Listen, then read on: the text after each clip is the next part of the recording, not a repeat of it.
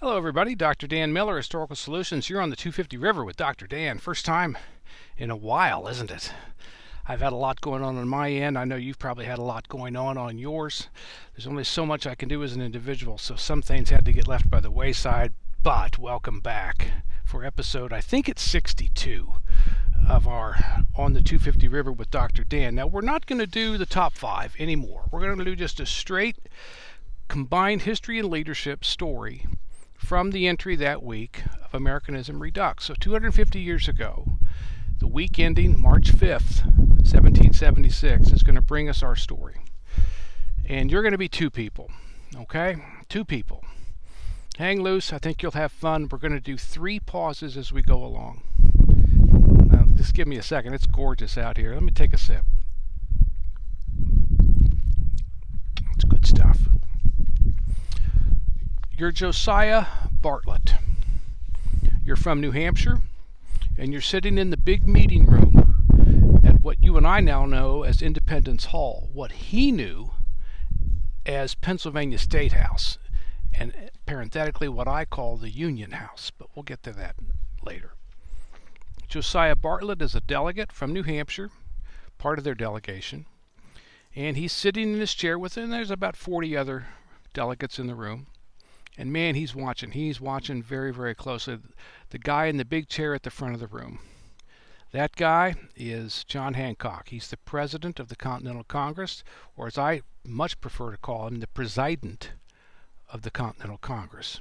In his hand, in Hancock's hands, are the bundle of letters. As Josiah Bartlett, you know the letter that's in his hand right now.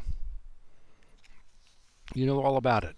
It's the draft constitution of your colony, the colony of New Hampshire. Now, several weeks ago, this Continental Congress called upon each colony to put together a temporary kind of provisional government, each one, so that there isn't any chaos or anarchy or savagery that starts to boil over and bubble over as we sort through and slog through this imperial colonial crisis, this imperial colonial war by the time of March 1776. Put together a government that helps keep the lid on.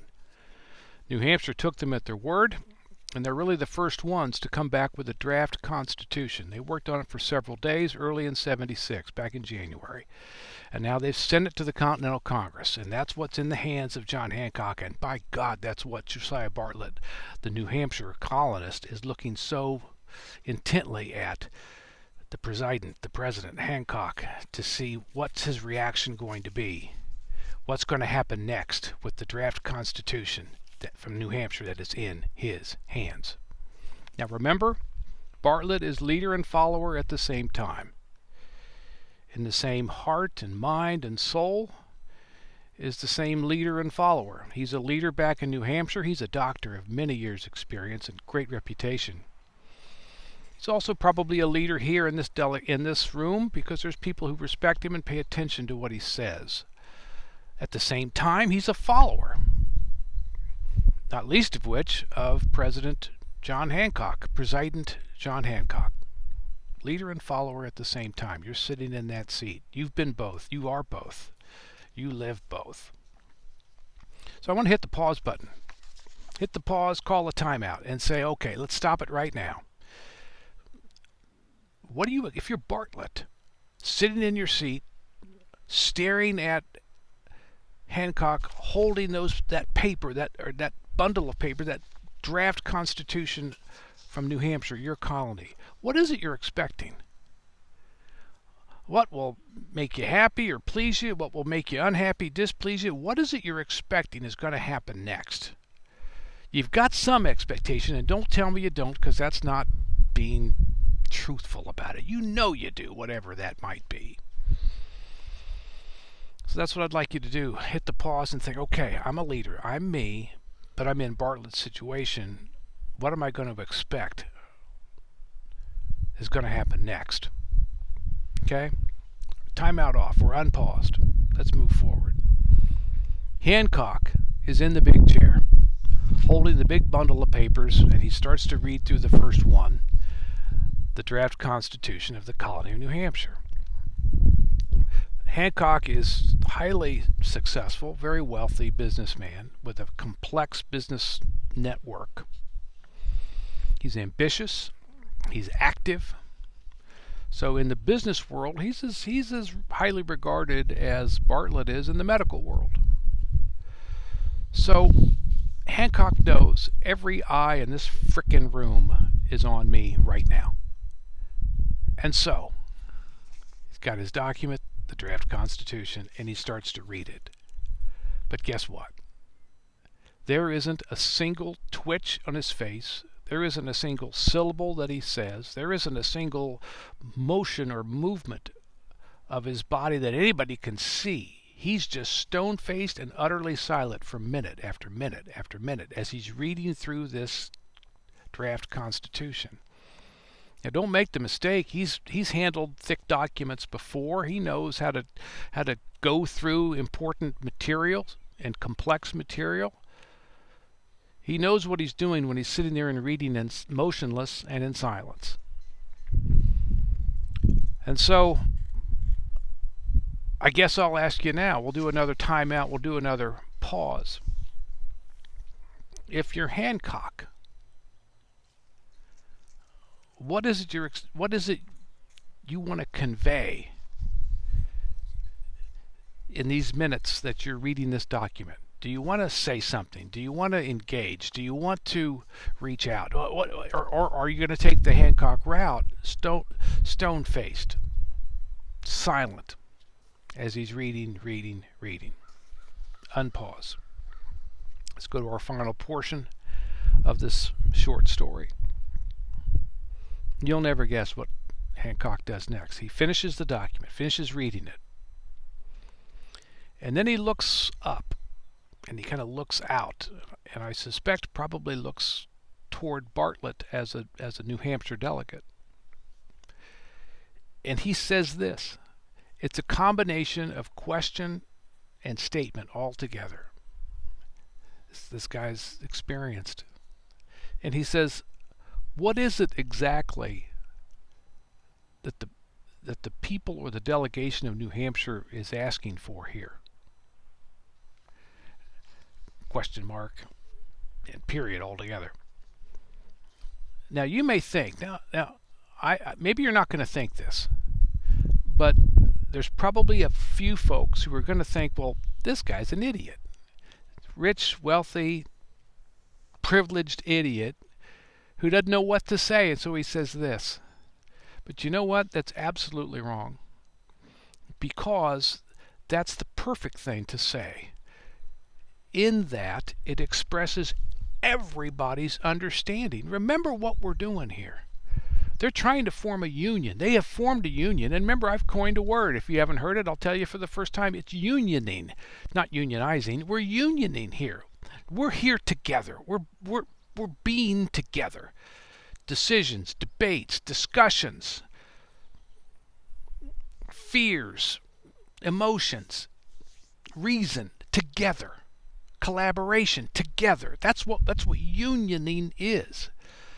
So there's no federal, state, local. There's none of that. It doesn't even exist on the planet Earth.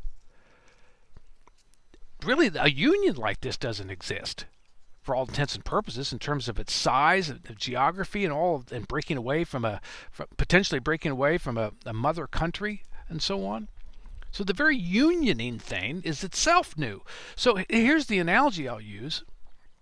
And when he's asking that, what is it? What question am I being asked here by New Hampshire? When he's saying that, he's basically saying, we're trying to get to Mars, but you're asking me about the next solar system or galaxy. Hell, I don't know anything about that. We're trying to get to Mars. That's what, with unioning. So, what are they asking us to do? We have no authority. I have no authority. I'm not going to say yay, nay, or anything in between. So what then ensues in the meeting room? See where I call it Union House? They call it Pennsylvania State House, like I said. It's really the Union House. So what happens in the next several minutes? They start to discuss. There's crosstalk all over the place, back and forth in the meeting room among the 40 delegates. Bartlett probably answers a few questions, poses a few of his own, but there's crosstalk back and forth. Now, I don't know, but here's a little tip.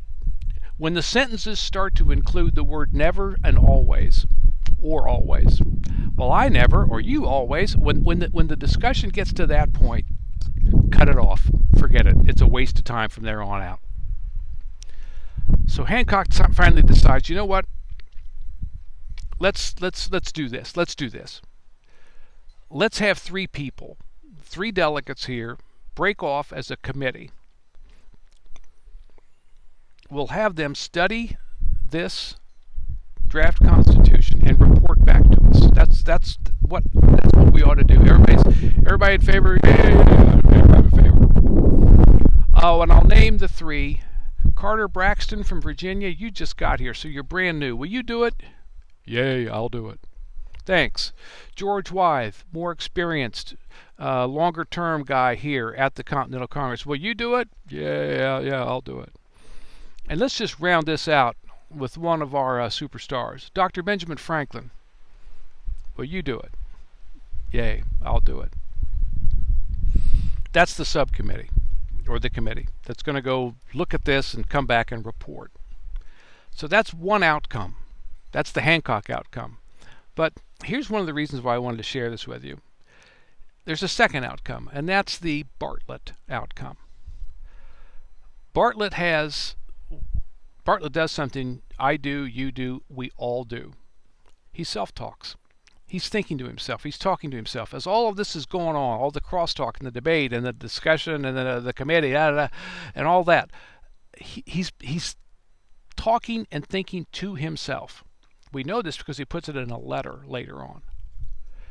And here's what he says to himself. I wish we'd never even brought the thing here.